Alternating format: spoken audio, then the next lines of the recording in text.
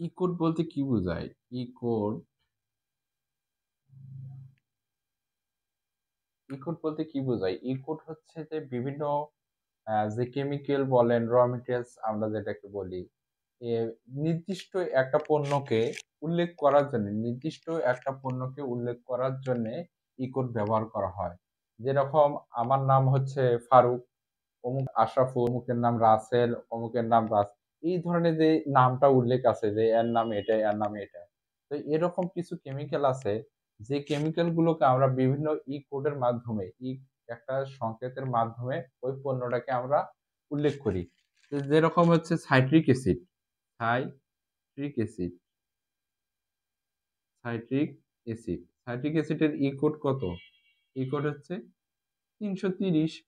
এই যে সাইট্রিক অ্যাসিডের ই কোড হচ্ছে ৩৩০। তাহলে আমরা যদি গুগলে সার্চ দেই যে ই কোড ৩৩০, তাহলে কিন্তু আমরা বুঝতে পারবো যে ই কোড ৩৩০-এ আছে সাইট্রিক অ্যাসিড।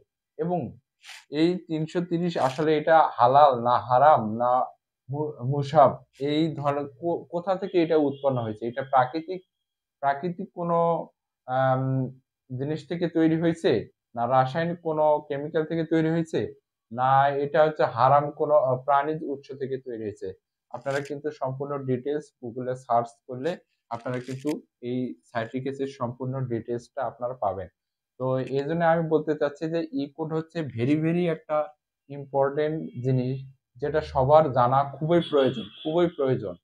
যেটা জানলে আমরা যে পণ্যটা খাচ্ছি, গ্রহণ করতেছি, সে পণ্যটাতে যে কেমিক্যাল গুলো ইউজ করতেছে, সেই পণ্যতে কোনো হারাম কোনো কিছু ইউজ করতেছে কিনা, সে বিষয়টা আমরা জানতে পারবো।